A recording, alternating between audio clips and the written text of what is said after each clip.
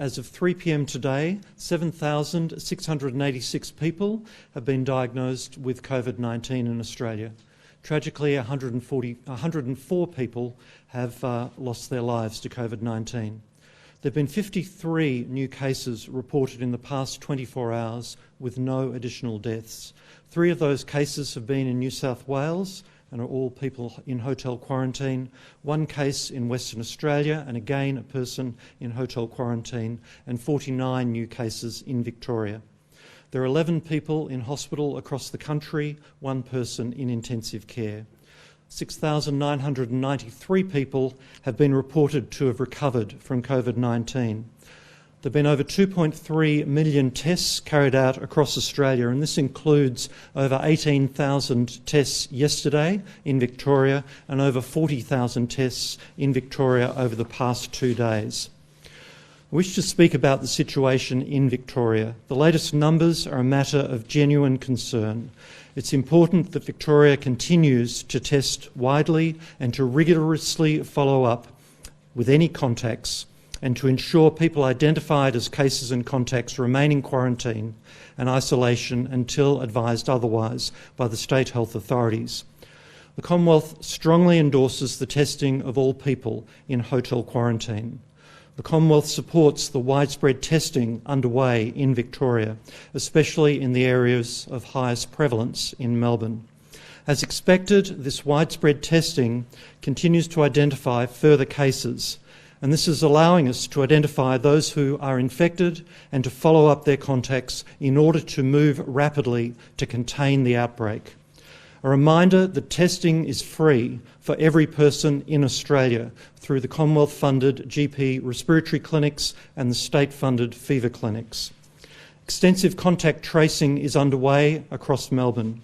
The Commonwealth stands ready to continue to assist in response to any requests received from Victoria and to continue the coordination of national resources to assist Victoria, as has happened with outbreaks in other parts of the country.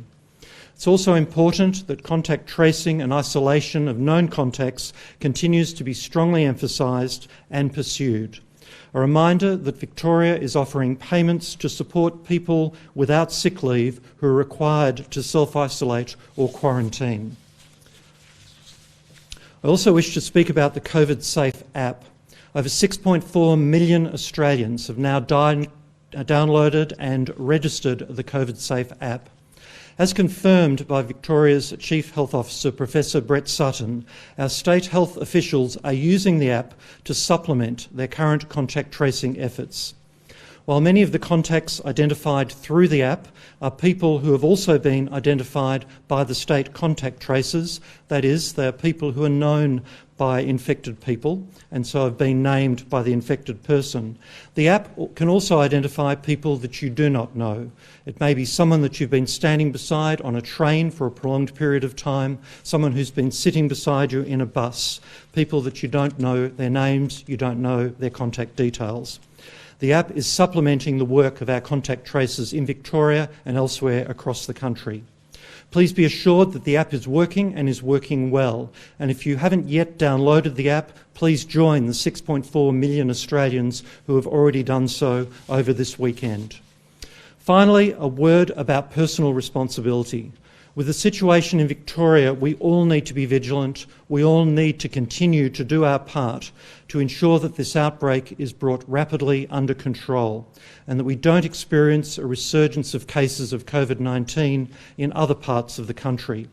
None of us can afford to become complacent. This pandemic is not over. Unlike the outbreaks we saw related to cruise ships and residential aged care facilities earlier in the pandemic, many of the people who've been infected so far in the outbreaks in Melbourne are well young people, often with only mild symptoms.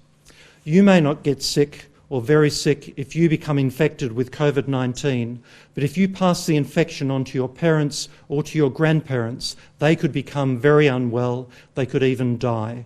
We all must take personal responsibility for preventing the ongoing transmission of COVID-19. Please, if you're identified as a contact of someone with COVID-19, you must be tested and you must stay at home. in isolation and in quarantine until the public health authorities advise you otherwise.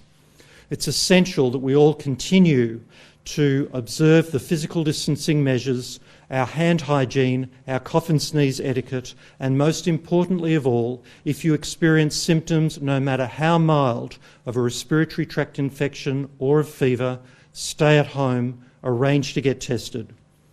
The symptoms may be mild in one person, they may be life-threatening in another. I'm very happy to take any questions. Some states are threatening with like an extra 10 days on quarantine if people refuse testing. Should that be the national standard? The Commonwealth supports the testing within hotels as part of the quarantine measures, so we support those decisions which are made by those states. Do we have any questions on the phone? Professor Tom from the Herald Sun. Tom. Thanks for taking our questions. I just wanted to ask you about the saliva test that Victoria is now rolling out from the Doherty Institute. How does that differ from existing testing mechanisms that we have, and is that something that you're assuming will be rolled out across the country? Do we think it will be used more broadly than just Victoria? Yes, so we're watching what happens with the saliva testing, and particularly the results which come back from it. This has only just been introduced in Victoria for some of the testing. The testing at the moment is either through the swabs, the throat and nose swabs, which people will be used to over the last few months. The saliva test, people spit into a tube. It may be that the saliva test may be more appropriate for people where swabs are more difficult, and that may include young children or very elderly people. So we'll watch and see what happens with the saliva testing over the next few days. The saliva testing are, of course, allowing more testing to be carried out across Melbourne at the moment in relationship to the outbreaks, and so we'll watch and see. Professor Kidd, this is... Oh, sorry, Tom, do you have Tom? a question? Sorry, I'll be quick. I was just going to ask as well, does the saliva test, do those results come back just as quickly? Is it just as easy to sort of process that data? And is there any sort of limit on how many saliva tests can we do? Like, do we need a certain amount of equipment or chemicals to actually do the tests, or is that pretty easy to sort of transition into doing that at a mass level? So my understanding is the capacity to do large numbers of tests using the saliva testing is being built up in our pathology centres, particularly in Victoria at this time. But as we say, it's only just been introduced. The time to get the results back, my understanding is it's very similar to the swabs which are being carried out previously. Professor Kidd, this is Patrick Cummins from the Australian newspaper. I was just wondering, does the outbreak in Victoria, presumably it doesn't constitute so-called second wave of infections, but can you give us an idea of what that would look like in an Australian context, particularly of the type of second wave which could meaningfully derail the planned staged reopening of the economy?